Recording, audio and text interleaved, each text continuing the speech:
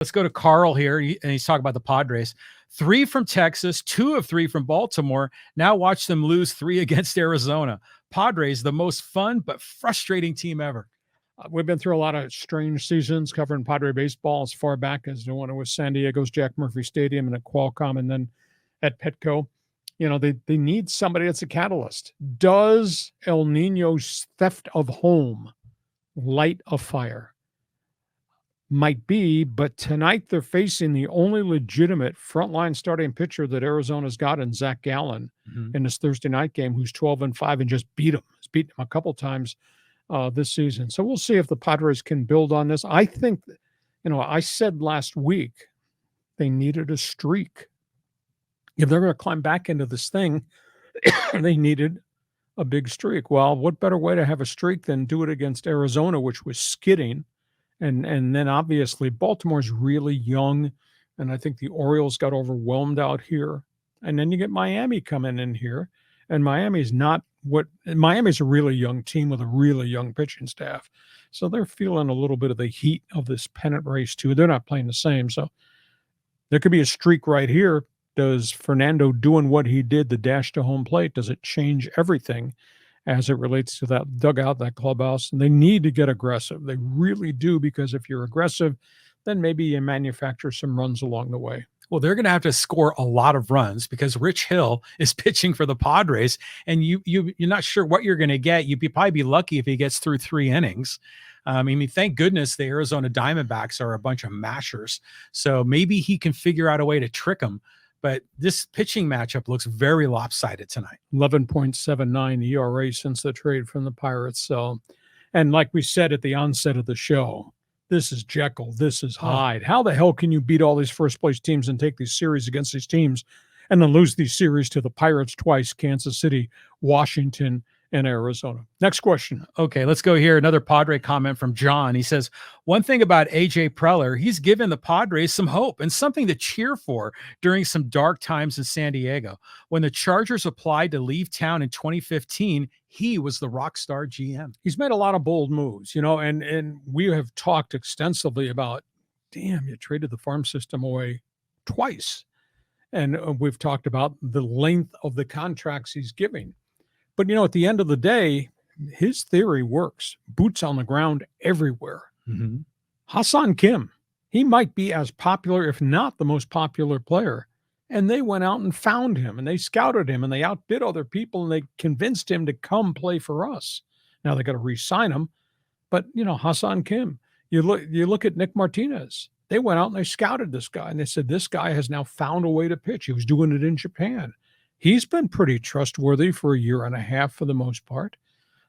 So, if you go through the roster, there are acquisitions. Gary Sanchez had been dumped by 3 or 4 teams since he had the great start with the Yankees. They saw something in this guy. They thought he can catch, he'll throw guys out. And by the way, he'll hit some bombs. He has hit a hell of a lot of bombs, 16 home runs, I think. Yeah. A chunk of them at Petco Park. So, give AJ credit for, quote, boots on the ground and finding players. Not all of them have worked out. There's a whole pile of them that have failed, and he's traded a whole bunch of them away. But that's what kind of stunned me when I saw that sign, DFA-AJ. Yeah. I say I'm not on board with that. I'm one of the guys that thinks that he should remain. In order to improve, you have to take risks. And a lot of those deals, he got rid of some good talent, and some of the ones didn't turn out. But overall, I like what he's doing. Did you see that now the Padres have 2 top 10 guys in the minor leagues? So it's Salas and Merrill. And now they've been playing Merrill on every one of the infield positions and in the corner outfield. So he might be coming up here pretty quick, maybe next year, right? There's no doubt that further down the farm system, from Fort Wayne through San Antonio back to Lake Elsinore, there's probably 8 or 9 kids that are doing really well. Only thing I'll caution you, because we've always been dragged into this trap of, my God, look at what this guy's doing. Well, that's 3,000 miles away from being in the major leagues at Petco Park, and not a lot of them have gotten there and, quote, done it. But they've stockpiled a lot of kids at the lower end of the farm system. So there's this next wave. Some might get here within a year and a half. There'll be more coming. And they're going to need it because these guys are going to have a lot of mileage on them. I don't know where Yu Darvish is going to be in 15 months, and who knows whether Blake Snell comes back. And, Manny's Manny and Bogart's, and they got some of those guys are going to have a significant amount of age. So the next wave is there, which means that AJ has done a good job finding more talent, but they're not deliverable at Petco Park a week from Friday. I guarantee you that. Yeah, they have a ways to go. Next question here. This is from Joey. That's right. Blue heaven on earth. Dodgers smash the Padres across the board. Don't be afraid to pile on. Just go ahead and offend everybody in San Diego. No, they've done a great job. I mean, I went back and did some research on Dave Roberts' career record as manager of the Dodgers. He's got a higher winning percentage than the two greatest Dodger managers, Walter Alston and Tommy Lasorda.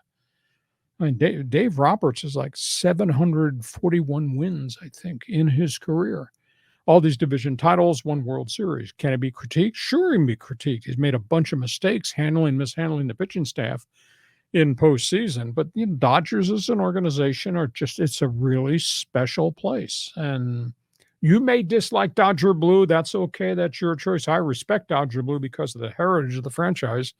Back to when I was a little kid, that was the first major league game my dad ever took me to see, the Dodgers against the old St. Louis Cardinals at Ebbets Field. I didn't like the Dodgers, but as I came out here and I worked more and I interacted with everybody in baseball, I really respect the organization. I think they have a phenomenal job, and they spend money, and they've always spent money, and they've always drawn 4 million fans, and Dodger Stadium's kind of a unique place. We got a great situation here with this owner, that ballpark, the gas lamp quarter, the prices of tequila that you had last Friday. So, I mean, we got a great thing going here too. But let's, respect the Dodgers. And the flip side, respect what the Padres have become for this short window. Yeah, I started following baseball as a youngster in the early 70s, growing up as a Giants fan. And so, right away, it's like it's preached to you like religion that you don't like the Dodgers. And the Dodgers would always kick the Giants around in the 70s. And then they've gone on winning. And it's interesting to hear when people talk about the old Brooklyn Dodgers and how they suffered for so long, lovable losers, because for my lifetime, they've always been really good or at least above average. They've been phenomenal. I mean, everything changed, obviously, with the arrival, and this is old history, the arrival of Branch Rickey. But you people sitting at home, Google Branch Rickey, and just look at all the things that he did as it relates to not just Jackie Robinson, but farm systems and wind, because he did it in St. Louis, and he brought that blueprint to the old Ebbets Field when the Dodgers were just terrible, and what he made the Dodgers into. So now there's great history and there's great tradition, and it's a special place. Peter O'Malley was one tremendous gentleman. I did not like Walter O'Malley because he took the Dodgers out of Brooklyn and moved them to L.A. in a, quote, money grab. But great franchise. Okay. Would you like Fernando's retirement for his number? Oh, yeah. And there's big debate whether Fernando should be in the Hall of Fame.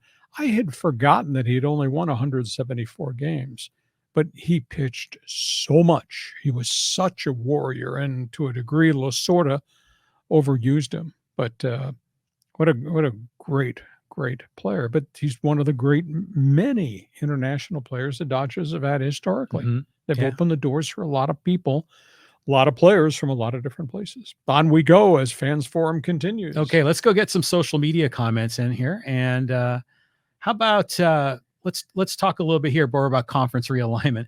And this is from Zizix saying merging the Mountain West is a better idea, for the PAC-4. Spending $68 million to buy 4 schools is dumb, considering the reduction of revenues. The new conference will be the only conference in the Western United States, creating more value than the sum of the parts as they're currently composed. I think the burning question is, what do the other 2/3 of these Mountain West schools actually bring to the PAC-4? That's a burning question, because you're not going to have the same conference. It's not going to be equal to what the Pac-12 was. I mean, there's nobody at the bottom end of the Mountain West that you can say is equal to Arizona State or Arizona.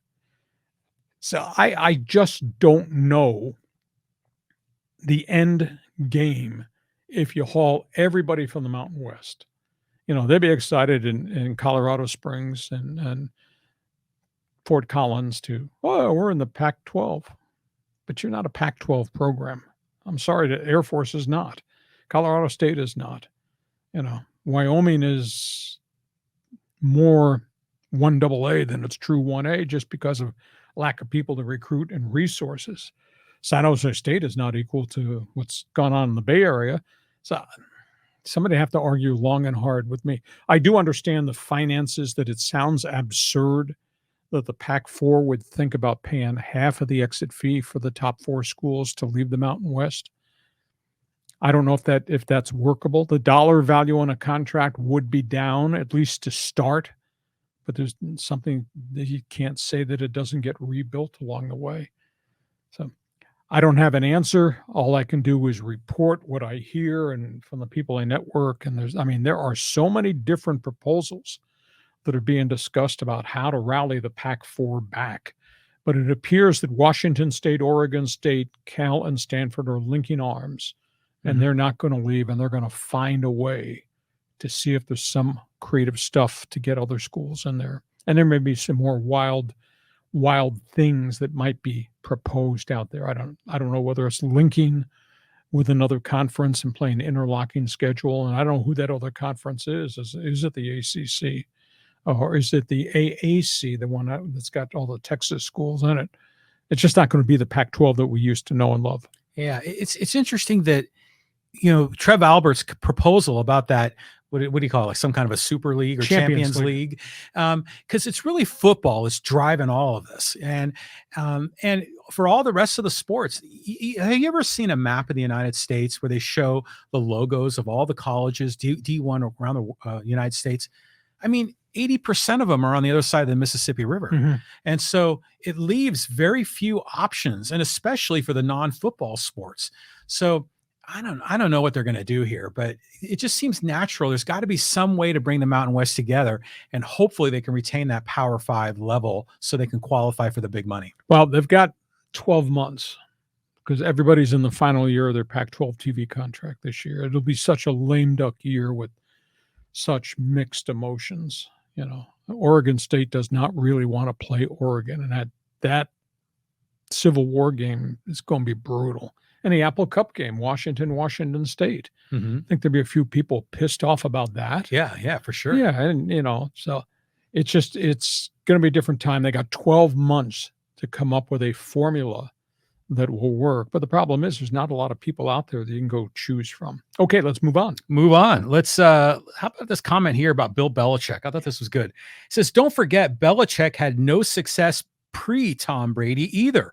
It's almost as if he isn't as great as people say. Well, I think he's a great defensive coach, and he's just got a philosophy of the type of player that he must have to make his program work. And he didn't do well in Cleveland early, and he wound up getting fired as the coach of the then Cleveland Browns, and then went back and he became a coordinator again from where he had been before with Parcells, and then he wound up going, and they hit the jackpot on Tom Brady. His record, since Brady left, I think is 24-25. Yeah. So the question is he a great coach? Well, they don't have Brady anymore. But his record is not 18-38. Right. And the NFL is a tough place to win, but he's cut from a different cloth. I enjoyed interviewing him a couple times. I interviewed him. He can really be obstinate. I understand that. He is what he's going to be, and that you just have to accept what he is. But I think he's a great defensive coach. I think it takes a special type of guy intellectually to play what they play defensively. I remember asking Rodney Harrison and Junior Seau, who of course were with him at the end of their careers, and I said, "What was it like?" He said, "Well, you can't imagine what it was like, just in terms of the intellect and the knowledge and the preparation and the pressure. They run it very differently in Foxborough." So, but he is 24-25 post Tom Brady. So all the Belichick haters in the AFC East are popping a shot at him. Well, he must have always been a bright light, right? Because he had the opportunity to be the head coach with Cleveland and with the Jets, right? So he's had all these opportunities, and finally he got the players to make it work. But he just seems like a curmudgeon to me. And he still wears the ripped sweatshirt, and he has those one-word answer press conferences, and he's a character. Yeah, his dad was a coach at Navy, and that's where he came out of, that environment.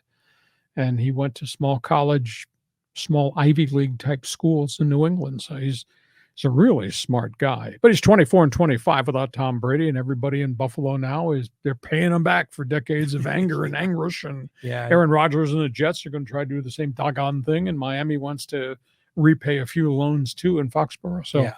things have been tough. Couple questions. Go ahead. Fire Okay, away. here we go. Let's. This is a comment that we were talking about before about Congress getting involved Yeah. with college sports, and it says Congress has never fixed anything. Makes matters worse. Do what Europe does. Take sports out of college control. Make them private entity club sports with their own private governing body. Let colleges be about education. The clubs can be associated with colleges for extracurricular activities and college spirit. This will never happen because it's always about the money.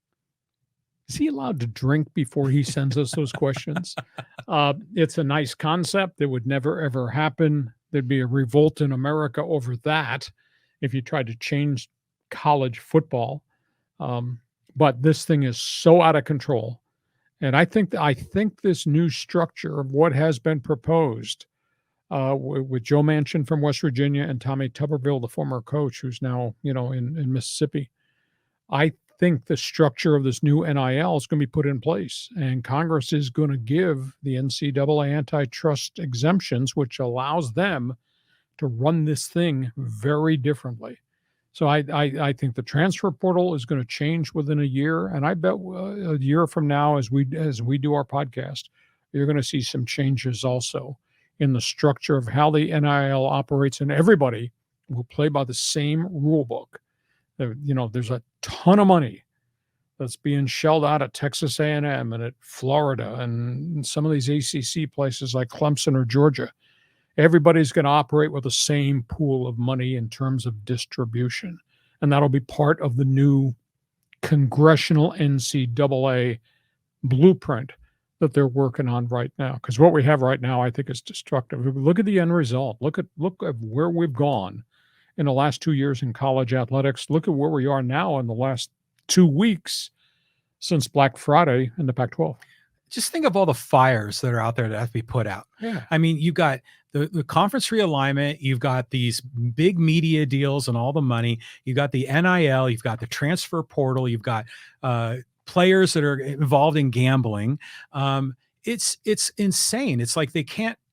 Ideally, you'd like to fix one at a time, but they're going to have figure out maybe a comprehensive solution. I still think it's hilarious that Congress is going to, quote, solve the problem by creating a monopoly for them, which is usually you hear a lot of those people in DC going against monopolies.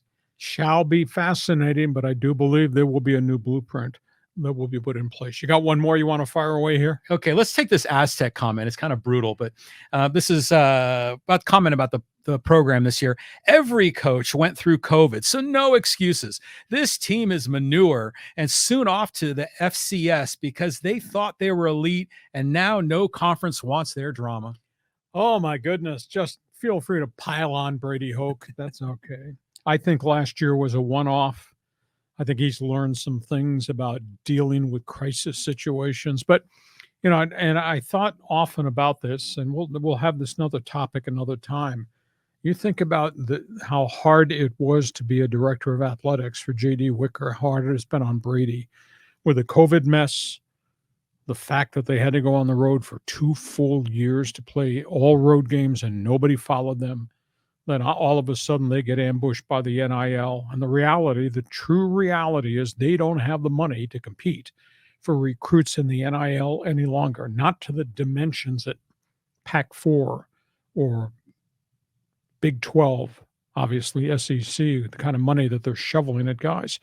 And because of the lack of leadership from the NCAA, players are getting tampered with. That's how they lost their NFL tackle, Josh Simmons, who winds up going to Ohio State. So they've come through a lot of adversity. And, the COVID testing thing, you could go to bed with a team and wake up the next morning and half your team would be sick and test positive. And they went through some of that trauma. And I understand that a lot of other people did too. So they've had a real tough run.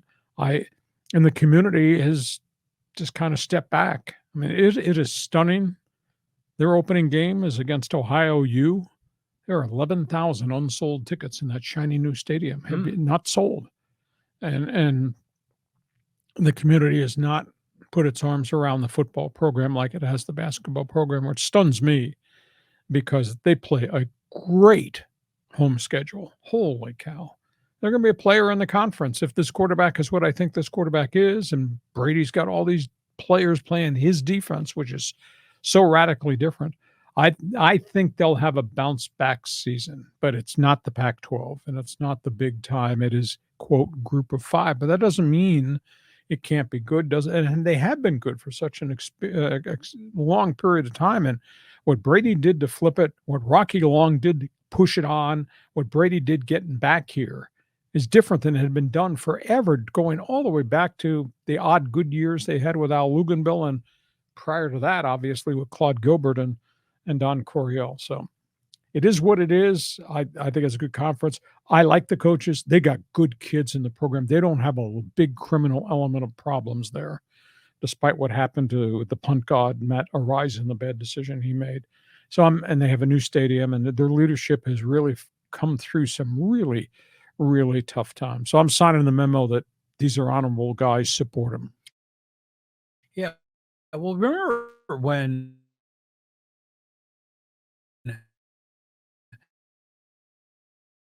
to your point, was their big theme, and boy, you could feel the community starting to kind of come, to support them. But they were still playing at the old Qualcomm Stadium, and that place was like a funky shell. It never felt right. I'm of the opinion that if they can start winning again, then in this new stadium, I think they can light a fire there, because I think we're hungry for football in San Diego. We're hungry for a champion. We're already on board with the basketball program. So there's an opportunity here that I think Brady Hoke and his guys can really strike gold if they have a great year this year.